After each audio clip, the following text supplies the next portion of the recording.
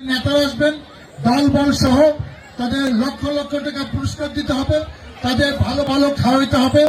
মঞ্চে প্রধান শিক্ষক, মঞ্চে অধ্যক্ষ, চেয়ার থাকবে না, বক্তৃতা দেওয়ার সময় থাকবে না, 15 জন বক্তৃতা দিবে, পিছিয়ে সব ক্যাডাররা দাঁড়িয়ে থাকবে। এরকম করে এইটা 15 বছর আমরা দেখছি।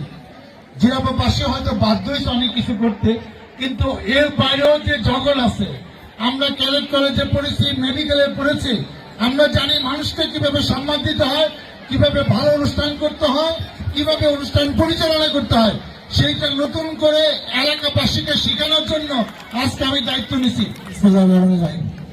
এই 4টি প্রতিষ্ঠানের বার্ষিক ক্রীড়া প্রতিযোগিতা শেষে ও সাংস্কৃতিক অনুষ্ঠানে সম্মানিত সভাপতি, উপস্থিত বিশেষ অতিথি, আমন্ত্রিত অতিথিবর্গ, ম্যানেজিং কমিটির সম্মানিত সদস্যবৃন্দ, শিক্ষক মন্ডলী, এলাকাবাসী, প্রিয় ছাত্রছাত্রী, ভাই বোন, আসসালামু আলাইকুম।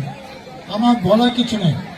আমার একটা ইচ্ছা ছিল যে নিজের গ্রামে 4টি প্রতিষ্ঠান এমন একটি অনুষ্ঠান করতে হবে, স্পোর্টস বার্ষিক ক্রীড়া প্রতিযোগিতা। এই প্রতিষ্ঠানগুলোর সবচেয়ে বড় অনুষ্ঠান এই বছর একটি বিনোদন অনুষ্ঠান, একটি আনন্দ অনুষ্ঠান। আমরা মজা করব, আনন্দ করব, আমাদের সন্তানরা কেমন খেলাধুলা করে সেটা দেখব, কোন কোন খেলায় পুরস্কার পেয়েছে সেটা দেখব, নাচ গান করে সেটা আমরা দেখব। সেজন্য মহিলাদের জন্য আলাদা প্যান্ডেল করা হয়েছে। তাদের সন্তানরা কিনে পড়ে, কিন্তু তারা জানে না তার সন্তান কোনটা ভালো জানে। সেই জন্য আমার একটা ইচ্ছা ছিল, তারা নিজ চোখে দেখবে যে তার সন্তান কেমন শিক্ষিত হয়েছে, কেমন কালচারালি পারফর্ম করতে পারে, কেমন নাচতে পারে, গানতে পারে, খেলতে পারে। এটা তারা দেখে না। কারণ আগে রাজনীতি করতে গিয়ে এমন জিনিস হয়েছে, ওই সবার থেকে নেতারা আসবেন, দল বল সহ তাদের লক্ষ লক্ষ টাকা পুরস্কার দিতে হবে, তাদের ভালো ভালো খাওয়াইতে হবে। মঞ্চে প্রধান শিক্ষক, মঞ্চে অধ্যক্ষ, চেয়ার থাকবে না, বক্তৃতা দেওয়ার সময় থাকবে না, 15 জন পিছিয়ে সব ক্যাডাররা দাঁড়িয়ে থাকবে। এরকম করে এইটা 15 বছর আমরা দেখছি। জিরাবাসী হয়তো বাধ্য হয়েছে অনেক কিছু করতে, কিন্তু এর বাইরেও যে জগৎ আছে। আমরা ক্যাডেট কলেজে পড়েছি, মেডিকেলে পড়েছি, আমরা জানি মানুষকে কিভাবে সম্মান দিতে হয়, কিভাবে ভালো অনুষ্ঠান করতে হয়, কিভাবে অনুষ্ঠান পরিচালনা করতে হয়, সেইটা নতুন করে এলাকাবাসীকে শেখানোর জন্য আজকে আমি দায়িত্ব নিছি। প্রধান অতিথি কি নিজ গ্রামে আবার প্রধান অতিথি, এই কনসেপ্ট বুঝে গেছে।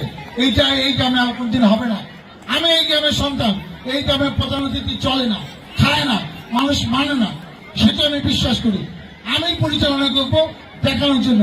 আমার 1 মিনিট বসার সময় নাই, কারণ আমি বসলে অনুষ্ঠানটা হ্যাম্পার হবে। আমরা চাচ্ছি যদি দর্শক মাঠে থাকে, আমরা 7টা, 7:30 পর্যন্ত কালচার অনুষ্ঠান চালাবো। আমরা বক্তৃতা শেষ করে দিয়েছি। আমরা আমাদের জন্য 10 মিনিট বিরতি দিব।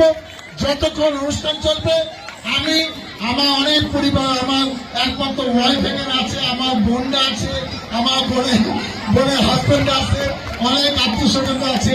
এটা মজা করে করলাম। রাজনীতি বলতে এটা একাধিক বউ থাকলে তো আমি বসে আমি ভুল কিছু বলি না, আপনারা মাফ করবেন, আমি অন্য সেন্সে বলি নাই। আমরা একটা ভালো অনুষ্ঠান করতে চেয়েছি, আমি চেষ্টা করছি, ভুলভ্রান্তি থাকতে পারে, কিন্তু আমি লজ্জিত হয়েছি, কষ্ট পেয়েছি। আমাকে আর কষ্ট দিয়েন না, নিজেরাও অতিথিদের দাওয়াত দিয়ে কষ্ট দিয়েন না।